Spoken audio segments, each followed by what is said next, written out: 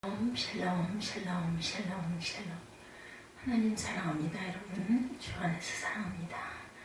사순절 마태복음 16장 13절에서 19절 말씀에 근거해서 교회와 하나님의 나라 이런 말씀을 함께 은혜를 나누겠습니다. 두세 사람이 함께 그리스도 이름으로 모여 기도하는 곳이 교회가 가진 하늘나라의 열쇠이기도 하죠. 역사적으로 교회에 대해 오해가 많습니다. 교회에 대한 대표적인 오해는 교회 앞에 붙은 이름을 더욱 중요하게 여기는 경향이 있는 것, 사람들에게 어떤 교회 이름으로 불려지는가가 교회 자체보다 중요하게 생각하게 되는 이런 오류들이 있습니다.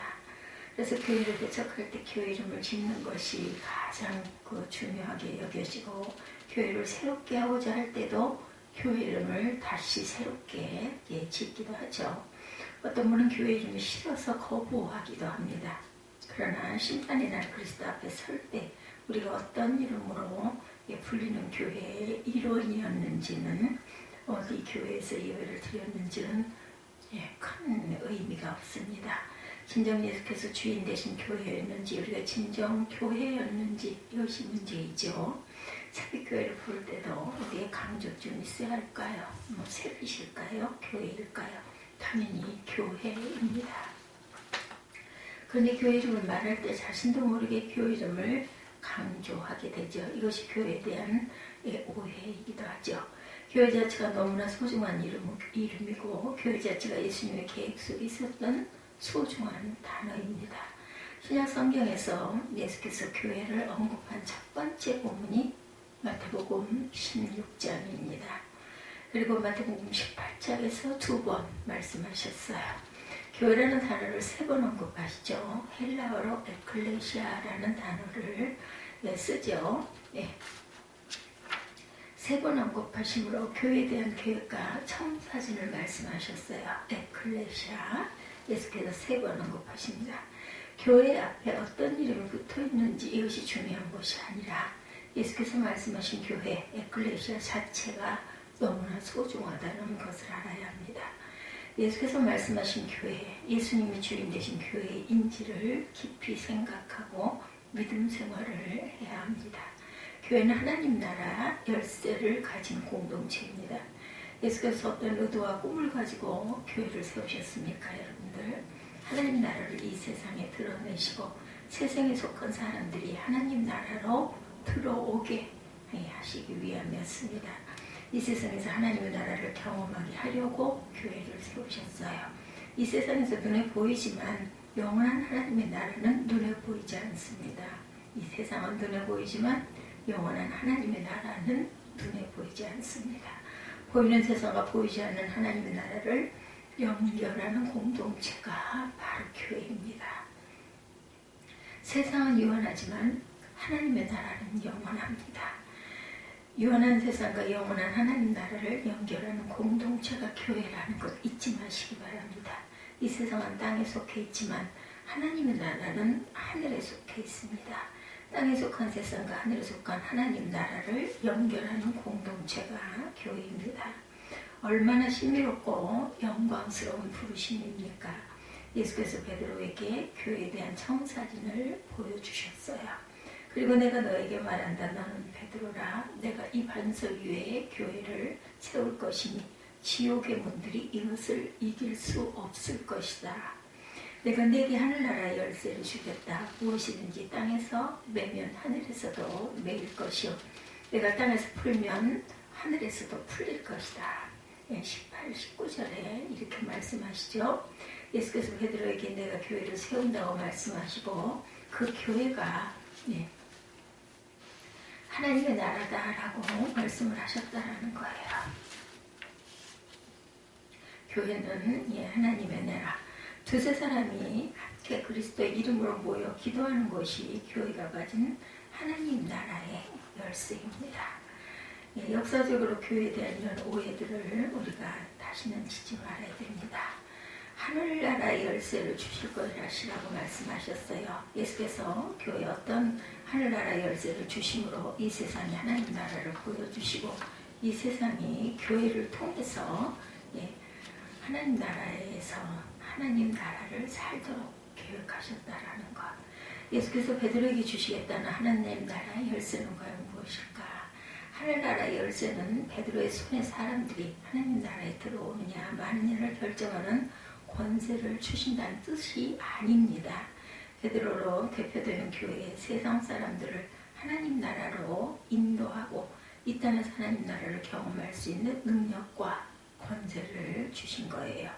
교회의 구체적인 제도나 조직에 대한 말씀이 없으셨습니다. 이것은 어떤 의미일까요, 여러분들? 무슨 제도나 조직이 아주 중요한 것 같은데 우리 사람 사이에서는 우리가 경험하는 민족, 나라, 언어, 교파에 대한 제한받는 제도적 교회를 하나님 나라와 동일시하지 않았다라는 뜻입니다.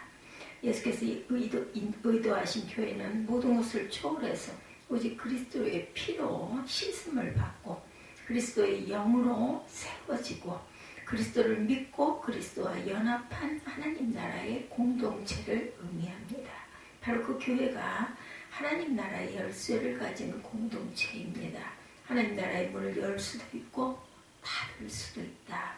엄청난 책임과 놀라운 권세를 부여하셨다는 것을 우리가 기억해야 하죠. 주는 그리스도이시며 살아계신 하나님의 아들이십니다. 예수께서 말씀하신 하나님 나라의 열쇠는 첫째 예수 그리스도에 대한 신앙 고백입니다. 예수님께서 제자들에게 사람들이 인자를 누구라 하느냐 이렇게 물으셨어요. 예수께 이 질문을 하신 시점도 아주 중요합니다. 예수님 생애의 절정에 이르렀을 때 이때부터 예수께서 고난과 십자가를 향하여 걸어가셨죠. 바로 그 시점에 예수께서 제자들에게 질문하셨어요. 예수님이 사람들의 인기나 평가에 연연하셨기 때문에 질문하신 것이 아니죠. 사람들이 예수를 누구라고 생각하는지가 예수님이 이 땅에 오신 목적과 관련이 있기 때문입니다. 제자들은 세례 요한이라고도 하고 엘리야라고도 하고 에레미야나 예언자 중 한 분입니다. 이렇게 대답을 하죠. 사람들에게 희자되는 평가를 예수께 말씀드렸어요. 사람들은 예수님에게서 나타나는 신비한 능력과 놀라운 가르침을 보고 예수님이 보통 사람이 보통 분이 아니다 이렇게 생각을 했겠죠. 그러나 예수님이 누구인지는 정확하게 알지 못했습니다. 그러나 하나님의 아들이라는 말, 그것은 사람이 어떻게 하나님의 아들이냐, 어떻게 하나님이냐, 신성모독이다. 바리새인들이나 유대인들이 이래서 예수님을 십자가에 못 박은 거죠. 위대했던 역사 속 사람들을 연로하면서 예수님이 이러이러한 사람이라 라고 규명들을 많이 합니다. 사람이라고 규명했습니다. 예수님 다시 제자들에게 그러면 너희는 나를 누구라 하느냐 이렇게 물으시죠. 그들은 예수님을 피상적으로 만났던 사람들이 아니라 가까이서 보고 듣고 함께 산 제자들이에요. 예수님의 제자들에게 질문을 한 이유는 그들의 대답이 교회가 하나님 나라의 열쇠를 얻는 길이기 때문이었습니다. 제자들이 질문에 어떻게 대답하는지가 하나님 나라의 열쇠를 바로 사용하는지가 결정되었기 때문이죠. 이 질문은 아주 중요합니다. 우리가 믿음 생활하면서 날마다 던져야 하는 질문. 예수님을 누구라고 하는지, 예수님이 어떤 분이라는 질문 앞에 서야만 우리가 하나님 나라의 문을 열고 들어갈 수 있을 뿐만 아니라 다른 사람도 들어갈 수 있게 되어 할 수 있는 거죠. 교회의 책임을 다하는 것, 교회가 본질을 잃어버리지 않는 유일한 길은 이 질문 앞에 서는 것입니다. 이 질문 앞에 서는 것이 하나님 나라의 문을 여는 열쇠가 될 수 있다는 것. 이 질문을 어떻게 대답하는지에 따라서 열쇠로 하나님 나라를 여는지 열지 못하는지가 결정이 되죠. 시몬 베드로가 대답합니다. 주는 그리스도이시며 살아계신 하나님의 아들입니다. 이 대답을 예수님은 아주 기뻐하셨죠. 복이 있다라고 칭찬하시죠. 근데 이 대답은 제자들의 실력으로 나온 대답이 아니에요. 예수께서 요나의 아들 시몬아 내가 복이 있다. 이것을 내게 알게 하신 분은 사람이 아니라 하늘에 계신 내 아버지시다. 17절에 100점 만점 대답인데 베드로의 실력이 아니고 다른 사람들 실력이 아니고 역사에 축적된 지식의 결과도 아니고 오직 하나님의 계시대로 대답할 수 있게 되었다라는 거죠. 네. 이렇게 대답한 것이 얼마나 귀한 것인지 예수님은 아주 기뻐하셨습니다. 주는 그리스도시며 살아계신 하나님의 아들입니다. 이 고백으로 인해서 우리의 마음이 떨리고 하나님을 찬양하는 영혼이 되기를 원합니다. 하나님의 계시로 베드로가 이 고백을 하게 된 것처럼 우리도 하나님의 계시로 주는 그리스도시요 살아계신 하나님의 아들입니다. 이 고백을 하실 수 있기를 바랍니다. 주는 그리스도시요 하나님의 아들입니다. 이렇게 고백하십시다. 베드로가 예수 그리스도로 고백을 하는 그러한 아주 귀한 대답이죠. 바요나 시몬아 내가 복이 있도다 이를 내게 알게 하니는 혈육이 아니요 하늘에 계신 내 아버지시니라. 하나님의 계시로 베드로가 이 고백을 하게 된 것처럼 우리도 하나님의 계시가 주는 그리스도시며 살아계신 하나님의 아들이십니다라고 고백했으면 좋겠습니다. 바로 그때 하늘의 문이 열리는 것이죠. 그것이 바로 하나님 나라의 열쇠입니다. 둘째 하나님 나라의 열쇠는 그리스도의 십자가이시죠. 베드로가 위대한 신앙 고백으로 모범을 보인 직후에 예수께서 고난을 받고 십자가에서 죽으시고 3일 만에 다시 살아나신 것을 말씀하십니다. 하나님 나라가 우리에게 열리기 위해서 예수께서 고난받고 십자가에서 죽으시고 다시 살아나는 일이 있어야 하기 때문이죠. 그때 베드로가 거칠게 소리를 지르며 말합니다. 그런 일이 주님께 일어나서는 절대로 안 됩니다. 인간적인 예수님에 대한 존경과 사랑이었다라고 저는 생각합니다. 내가 십자가에 못 박혀 죽고 사흘 만에 다시 살아나니라. 이 대답이 너무너무 놀랍고 안타까웠던 거죠. 그런데 예수께서 베드로에게 돌아오시면서 말씀하시죠. 사탄아 너희들은 물러가거라. 너는 나를 넘어뜨리는 걸림돌이다. 내가 하나님의 일은 생각하지 않고 사람의 일만 생각하는구나. 13절입니다. 이에 예수께서 제자들에게 이르시되 누구든지 나를 따라오려거든 자기를 부인하고 자기 십자가를 지고 나를 따를 것이니라. 자신을 부인하라고 말하죠. 예수께서 베드로를 일개 야단을 치시고 방금 전에 베드로가 예수께서 받은 평가와 정반대의 대답을 하십니다. 조금 전에 너는 베드로라 라는 평가를 받았는데 지금은 너는 사탄이다. 이렇게 말씀하시는 겁니다. 반석이라는 평가를 금방 받았는데 지금 내가 걸림돌이다 말씀하십니다. 너는 하나님의 계시를 받았다라고 하셨는데 지금은 너는 사람 일만 생각하고 있다라고 말씀하시죠. 너는 복이 있다라고 평가했었는데 지금은 너는 내 뒤로 물러가야 한다고 반대적인 평가를 금방 내리십니다. 베드로가 왜 이렇게 추락하게 됐을까요? 다른 사람이 할 수 없었던 신앙 고백을 했는데 지금은 왜 사탄과 걸림돌이 되고 너는 내 뒤로 물러가야 한다라고 그렇게 말씀을 하시게 되었을까? 이 시대에도 놀라운 신앙 고백으로 하나님의 계시를 받고 하늘문이 열리는 경험을 한 교회가 마치 하나님 나라의 문을 가로막는 걸림돌, 사탄, 사람 일만 생각하고 예수께서 제발 내 뒤로 물러가면 좋겠다고 하는 것처럼 추락하고 있지는 않은지 그 이유가 베드로가 왜 이렇게 되었을까요? 그 이유는 무엇일까요? 베드로는 첫 번째 열쇠는 열었지만 두 번째 열쇠는 열지 못했다는 것이죠. 그 이유는 베드로가 고난과 십자가 없는 그리스도를 생각했기 때문입니다. 베드로는 예수께서 참된 그리스도라면 결코 고난을 받아서는 안 된다라고 생각을 했어요. 연약한 죽음으로 끝나는 그리스도는 그리스도가 아니기 때문입니다.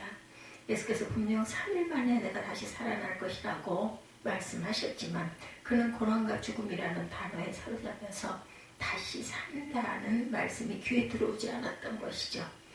하나님의 나라는 그리스도의 고난과 죽음을 통해서만 우리에게 허락되기 때문에 온 세상 사람들이 하나님 나라로 들어오기 위해서는 반드시 그리스도께서 고난받으시고 죽으시는 일이 일어나야 합니다. 그리스도의 십자가를 통해서만 하나님 나라의 문이 열리기 때문이죠. 만약 그리스도의 십자가가 없다면 많은 사람들은 여전히 죽음의 권세에 눌려 있을 것입니다. 예수께서 내가 교회를 세우리니 이 교회는 음부의 권세, 지옥의 문들이 이기지 못한다 라고 말씀했어요. 세상에는 수많은 지옥의 문이 있습니다. 세상으로 계속 가면 거기에 지옥이 있다라는 것이죠. 거짓으로 계속 가면 거기에도 지옥이 있습니다. 가장 강력한 지옥의 문은 죽음입니다. 여러분들, 예수님은 바로 그 죽음의 문을 이기신 분이시고 죽음의 문을 이기셨기 때문에 우리에게 새로운 산 생명을 주셨던 거죠.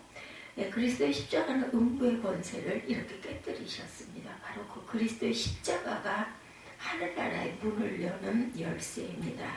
우리를 무너뜨리는 그 어떤 권세도 우리를 무너뜨릴 수 없는 이유는 그리스도의 십자가 때문이죠. 그리스도의 십자가를 우리의 믿음 생활에서 뺀다면 하늘나라의 열쇠를 잃어버리는 것이라는 것. 십자가가 없는 교회, 십자가가 없는 믿음 생활은 하늘물이 닫히는 결과가 됩니다. 그때 예수께서 제자들에게 말씀하시죠. 마태복음 16장 24절입니다. 누구든지 나를 따르려거든 자기를 부인하고 자기 십자가를 지고 따라야 한다. 그리스도의 십자가만이 아니라 우리의 십자가, 그리스도와 함께 죽고 그리스도와 함께 다시 사는 것을 경험하는 십자가의 길을 걸어가야 합니다. 그리스도의 십자가를 우리의 삶에서 제외하지 말아야 합니다. 참된 교회는 십자가를 지고 그리스도를 따르죠. 십자가를 지는 만큼 하늘나라의 문이 열린다는 것을 잊지 마시기 바랍니다. 그리스도의 임재하심을 우리가 느끼고 살아가야 되죠. 셋째, 하늘나라의 열쇠는 그리스도의 임재다.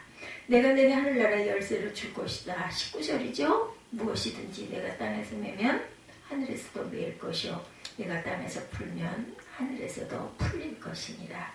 교회는 땅에서 매고 푸는 권세가 있어야 합니다.